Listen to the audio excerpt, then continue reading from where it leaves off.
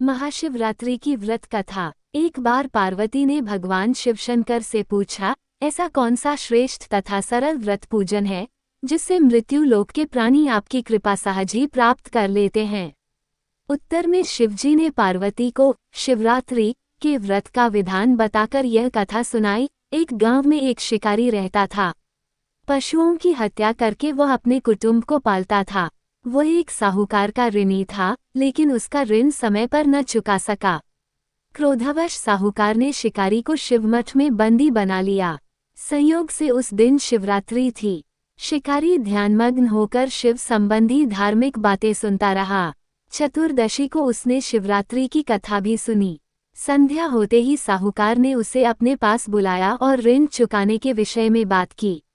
शिकारी अगले दिन सारा ऋण लौटा देने का वचन देकर बंधन से छूट गया।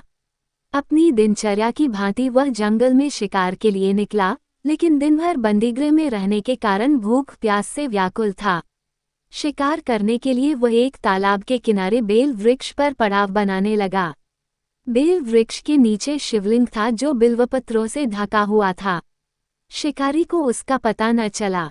पड़ाव बनाते समय उसने जो टहनियां तोड़ी वे संयोग से शिवलिंग पर गिरी। इस प्रकार दिन भर भूखे प्यासे शिकारी का व्रत भी हो गया और शिवलिंग पर बेलपत्र भी चढ़ गए। एक पहर रात्रि बीत जाने पर एक गर्भिणी मृगी तालाब पर पानी पीने पहुंची। शिकारी ने धनुष पर तीर चढ़ाकर ज्यों ही प्रत्यंचा खींची, मृगी बोली, मैं गर्भिणी हूँ, शीघ्र ही प्रसव करूंगी। तुम एक साथ दो जीवों की हत्या करोगे, जो ठीक नहीं है। मैं अपने बच्चे को जन्म देकर शीघ्र ही तुम्हारे सामने प्रस्तुत हो जाऊंगी, तब तुम मुझे मार लेना। शिकारी ने प्रत्यंचा ढीली कर दी और मृगी झाड़ियों में लुप्त हो गई। कुछ ही देर बाद एक और मृगी उधर से निकली। शिकारी की प्रसन्नता का ठिकाना न रहा। समीप आने पर उसने धनुष पर बाण चढ़ाया। तब उसे देख मृगी ने विनम्रतापूर्वक निवेदन किया, हे पारधी, मैं थोड़ी देर पहले ही ऋतु से निवृत्त हुई हूँ। कामातुर विरहिणी हूँ, अपने प्रिय की खोज में भटक रही हूँ। मैं अपने पति से मिलकर शीघ्र ही तुम्हारे पास आ जाऊंगी। शिकारी ने उसे भी जाने दिया। 2 बार शिकार को खोकर उसका माथा ठनका। वह चिंता में पड़ गया। रात्रि का आखिरी पहर बीत रहा था। तभी एक अन्य मृगी अपने बच्चों के साथ उधर से निकली। शिकारी के लिए ये स्वर्णिम अवसर था। उसने धनुष पर तीर चढ़ाने में देर न लगाई। वह तीर छोड़ने ही वाला था कि मृगी बोली, हे पारधी, मैं इन बच्चों को पिता के हवाले करके लौटाऊंगी। इस समय मुझे मत मार। शिकारी हंसा और बोला, सामने आए शिकार को छोड़ दूं, मैं ऐसा मूर्ख नहीं। इससे पहले मैं 2 बार अपना शिकार खो चुका हूँ। मेरे बच्चे भूख प्यास से तड़प रहे होंगे। उत्तर में मृगी ने फिर कहा, जैसे तुम्हें अपने बच्चों की ममता सता रही है, ठीक वैसे ही मुझे भी, इसलिए सिर्फ बच्चों के नाम पर मैं थोड़ी देर के लिए जीवनदान मांग रही हूँ। हे पारधी, मेरा विश्वास कर, मैं इन्हें इनके पिता के पास छोड़कर तुरंत लौटने की प्रतिज्ञा करती हूँ। मृगी का दीन स्वर सुनकर शिकारी को उस पर दया आ गई। उसने उस मृगी को भी जाने दिया। शिकार के अभाव में बेलवृक्ष पर बैठा शिकारी बेलपत्र तोड़ तोड़कर नीचे फेंकता जा रहा था। पाँव फटने को हुई तो एक हष्टपुष्ट मृग उसी रास्ते पर आया। शिकारी ने सोच लिया कि इसका शिकार वह अवश्य करेगा। शिकारी की तनी प्रत्यंचा देखकर मृग विनीत स्वर में बोला, हे पारधी भाई, यदि तुमने मुझसे पूर्व आने वाली 3 मृगियों तथा छोटे छोटे बच्चों को मार डाला है तो मुझे भी मारने में विलंब न करो, ताकि उनके वियोग में मुझे एक क्षण भी दुख न सहना पड़े। मैं उन मृगियों का पति हूँ। यदि तुमने उन्हें जीवनदान दिया है तो मुझे भी कुछ क्षण जीवनदान देने की कृपा करो। मैं उनसे मिलकर तुम्हारे सामने उपस्थित हो जाऊंगा। मृग की बात सुनते ही शिकारी के सामने पूरी रात का घटना चक्र घूम गया। उसने सारी कथा मृग को सुना दी। तब मृग ने कहा, मेरी 3 पत्नियां जिस प्रकार प्रतिज्ञाबद्ध होकर गई हैं, मेरी मृत्यु से अपने धर्म का पालन नहीं कर पाएंगी। अतः जैसे तुमने उन्हें विश्वासपात्र मानकर छोड़ा है, वैसे ही मुझे भी जाने दो। मैं उन सबके साथ तुम्हारे सामने शीघ्र ही उपस्थित होता हूँ। उपवास, रात्रि जागरण तथा शिवलिंग पर बेलपत्र चढ़ाने से शिकारी का हिंसक हृदय निर्मल हो गया था।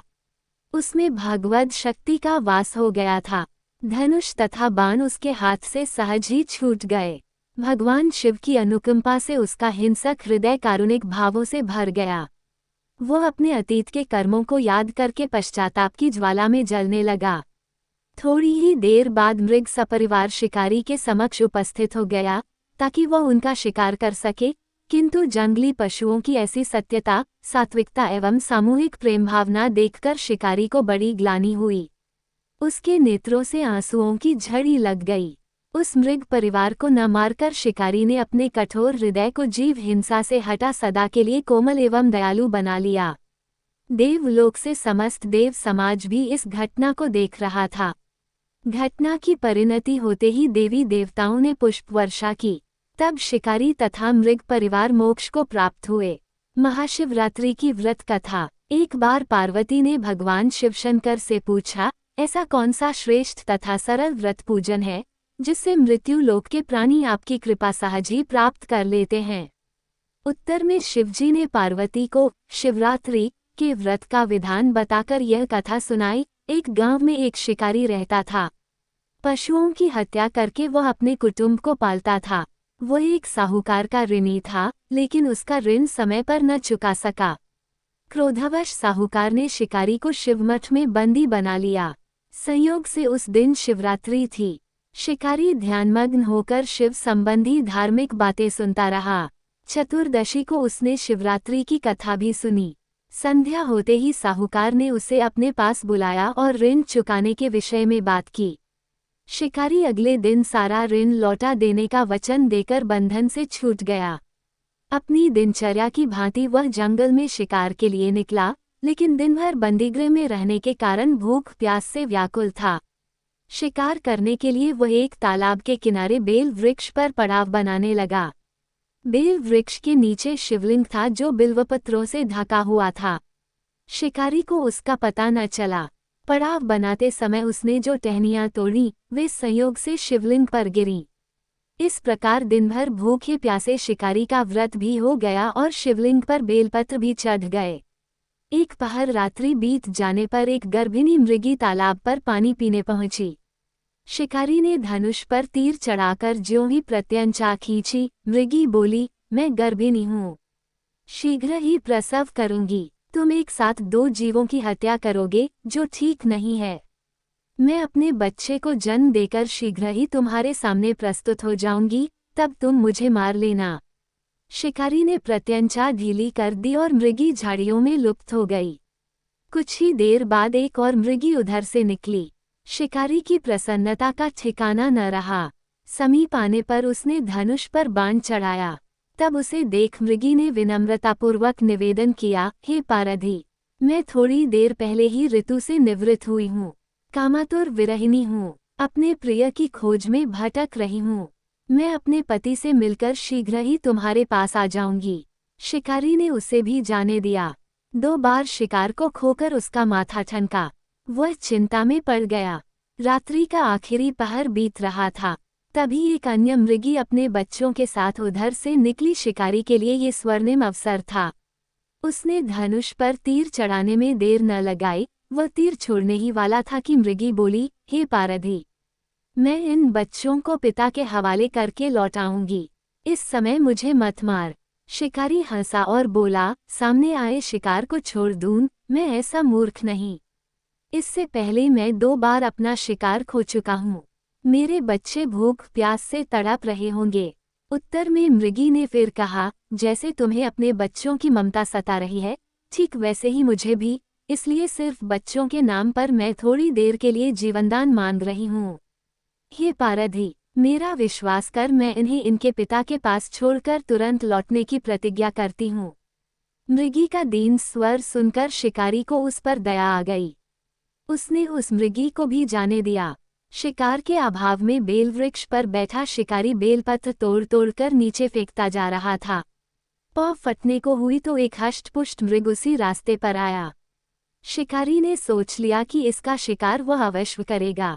शिकारी की तनी प्रत्यंचा देखकर मृग विनीत स्वर में बोला, हे पारधी भाई, यदि तुमने मुझसे पूर्व आने वाली 3 मृगियों तथा छोटे छोटे बच्चों को मार डाला है तो मुझे भी मारने में विलंब न करो, ताकि उनके वियोग में मुझे एक क्षण भी दुख न सहना पड़े। मैं उन मृगियों का पति हूँ। यदि तुमने उन्हें जीवन दान दिया है तो मुझे भी कुछ क्षण जीवन दान देने की कृपा करो। मैं उनसे मिलकर तुम्हारे सामने उपस्थित हो जाऊंगा। मृग की बात सुनते ही शिकारी के सामने पूरी रात का घटना चक्र घूम गया। उसने सारी कथा मृग को सुना दी। तब मृग ने कहा, मेरी तीनों पत्नियां जिस प्रकार प्रतिज्ञाबद्ध होकर गई हैं, मेरी मृत्यु से अपने धर्म का पालन नहीं कर पाएंगी। अतः जैसे तुमने उन्हें विश्वासपात्र मानकर छोड़ा है, वैसे ही मुझे भी जाने दो। मैं उन सबके साथ तुम्हारे सामने शीघ्र ही उपस्थित होता हूँ। उपवास, रात्रि जागरण तथा शिवलिंग पर बेलपत्र चढ़ाने से शिकारी का हिंसक हृदय निर्मल हो गया था। उसमें भगवद शक्ति का वास हो गया था। धनुष तथा बाण उसके हाथ से सहज ही छूट गए। भगवान शिव की अनुकंपा से उसका हिंसक हृदय कारुणिक भावों से भर गया। वो अपने अतीत के कर्मों को याद करके पश्चाताप की ज्वाला में जलने लगा। थोड़ी ही देर बाद मृग सपरिवार शिकारी के समक्ष उपस्थित हो गया ताकि वह उनका शिकार कर सके, किंतु जंगली पशुओं की ऐसी सत्यता, सात्विकता एवं सामूहिक प्रेम भावना देखकर शिकारी को बड़ी ग्लानि हुई। उसके नेत्रों से आंसुओं की झड़ी लग गई। उस मृग परिवार को न मारकर शिकारी ने अपने कठोर हृदय को जीव हिंसा से हटा सदा के लिए कोमल एवं दयालु बना लिया। देवलोक से समस्त देव समाज भी इस घटना को देख रहा था। घटना की परिणति होते ही देवी देवताओं ने पुष्प वर्षा की। तब शिकारी तथा मृग परिवार मोक्ष को प्राप्त हुए। वीडियो अच्छी लगे तो लाइक सब्सक्राइब करना ना भूले।